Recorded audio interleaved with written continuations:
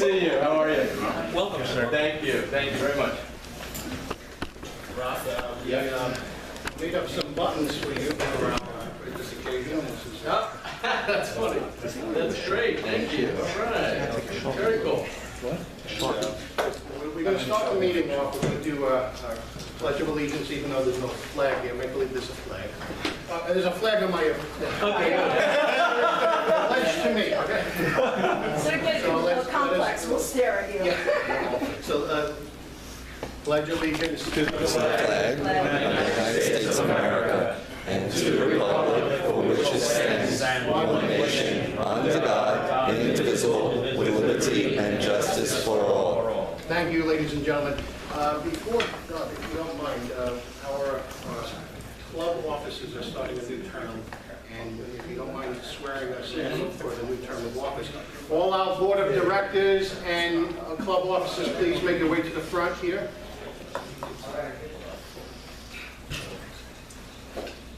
Thank you. And a couple of our members are, one's in England, and Okay. so that not everyone's here today. And here's the Great. Alan, you're going to be on stage. I'll be the last one to go. This is great. So please, everyone. Yeah. Yeah, sure. Okay, everyone stand over here. Okay. All right. Raise their hands. This is the Republican, so raise your right hand. Ready? We're ready. Okay. I state your name. I, Glenn O'Sara, Do solemnly swear do solemnly swear that I will support the Constitution of the United States, that I will support the Constitution of the United States, the Constitution of the State of New York, the Constitution of the State of New York, the Charter of the City of New York, the Charter of the City of New York, and the Constitution and bylaws and the Constitution and bylaws of the Brooklyn Young Republican Club, of the Brooklyn Young Republican Club, established in 1880, established in 1880, and that I will faithfully discharge and I will faithfully discharge the duties of the office of Vice President. according to the best of my ability. according to the best of my ability. Congratulations.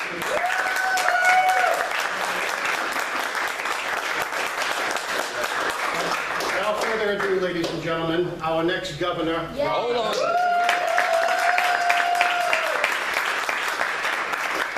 I like in the oath, you got a little plug-in since 1888. I want to say thank you. We were in Brooklyn today, and from here I'm going out to Long Island to actually, for a little while, to watch at an Argentinian restaurant. Oh, good food. I hope there's no Germans in here. To watch the World Cup, and then we're going out a little further in Suffolk County to some big meeting out there. So we're traveling everywhere. We were in Lake George last night, which is in Warren County, and the top of Lake George, which is in this town of Ticonderoga, which is in Essex County. We've been everywhere, and I got to tell you, we are getting a wonderful response. And one I can tell you is this. There's no love for Andrew Cuomo anywhere. I can't find it. Really, everywhere we go, there is no passion for Andrew Cuomo. And we can, and we will. And in this, half the vote for the governor's race comes from upstate, where Cuomo has a 65 negative. And we can already win and win big up there. And, you know, in New York City, just to put it in perspective, because there's sort of three puzzles here, three pieces to the puzzle. Upstate, where we have to do well, and we should and can drive up the vote. New York City, we have to do about 5 points better than Joe Lhota. Seriously, we have to win about 30% of the vote, 32% of the vote out of New York City, and we hit our number. So it's very doable.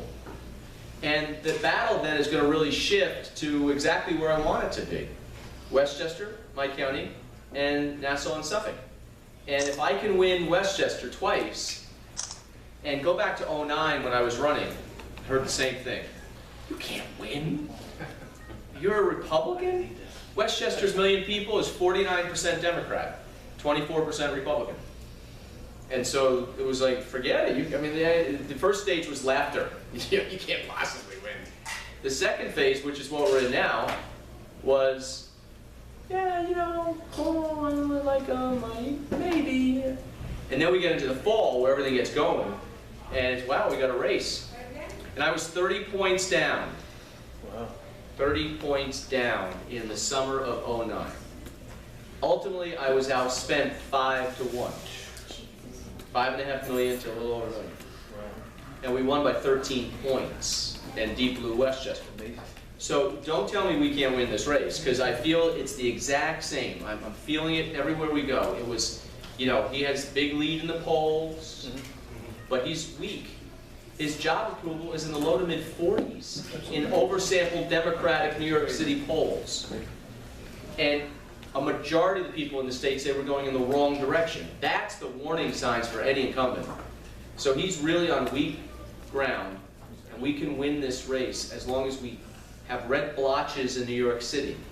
And we can do that. We were out in Queens, and the Rockaways, and Howard Beach, and other areas, Breezy Point, where we can win.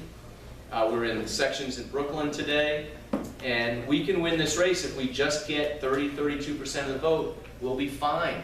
If we get higher than that, we're in really good shape. It's funny, I ran into the mayor before the festival over in, what's that? I don't remember where we were. Williamsburg. Where were we? Probably Williamsburg, I'm just assuming. Well, we're at the big Italian festival for the Julia, Our Lady of Mount De Carmel. Blasio? Anyway, we were talking for a minute, yeah. We were talking for a minute, and you know, we've seen each other several times. We had pleasantries, and he says, I won't take offense if you take my name in vain throughout the campaign. And I said, oh, we will. But he, I said, he goes, I know we're on different sides, but good luck to you. And I said, just remember where you were in the summer in your race. He was in 4th or 5th place, right? He was an also-ran, he was an asterisk.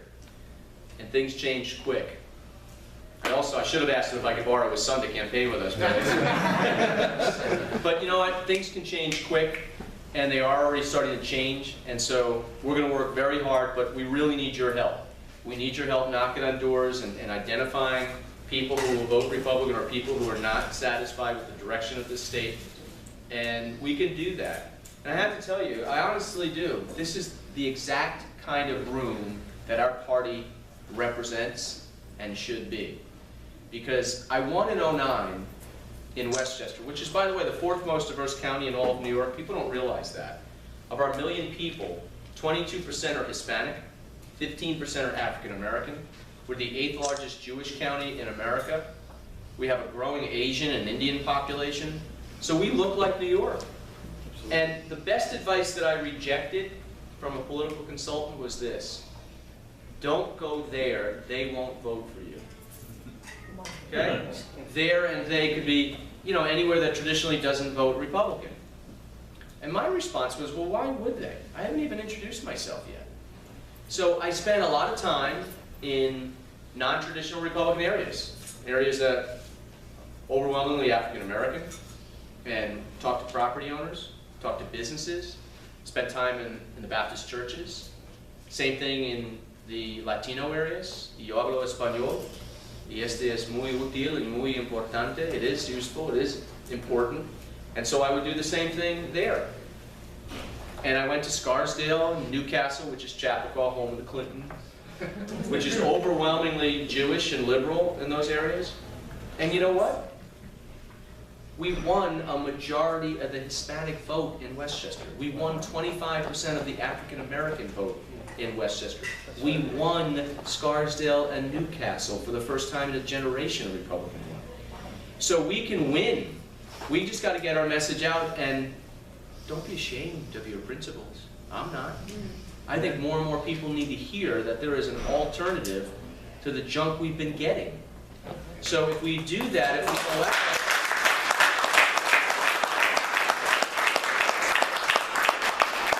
if we do that, you'll be surprised how open-minded some people will be. And we don't need to win them all. We're never going to. We just need to win a little bit.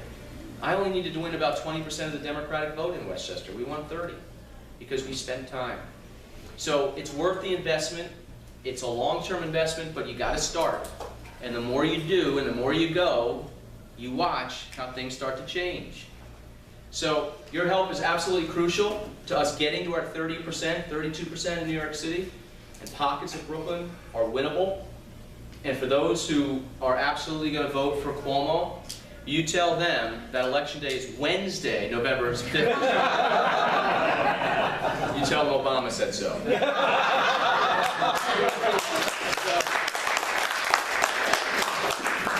So I want to thank you. Yes, right, all 57 states. So I want to say thank you very much for letting me come here and do the honor of swearing in our new officers. Good luck to you, and hope to see you along the way. So bring home some good numbers on November 4th, okay? Thank you.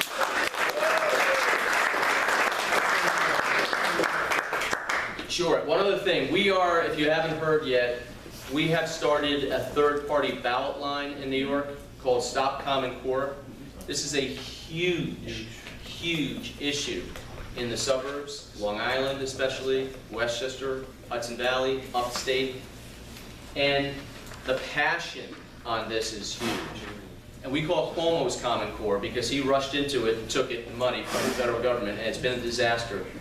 But this is an opportunity where literally you will get a lot of Democrats, women, have come up to me in places everywhere and said, I've never voted for a Republican in my life, I'm voting for you on this issue.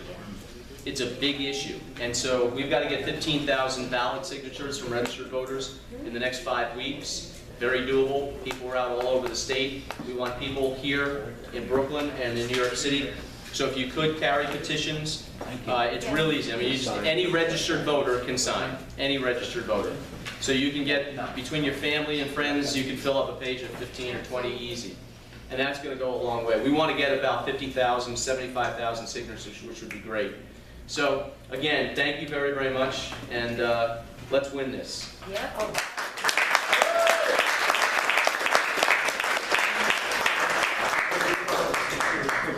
Yeah.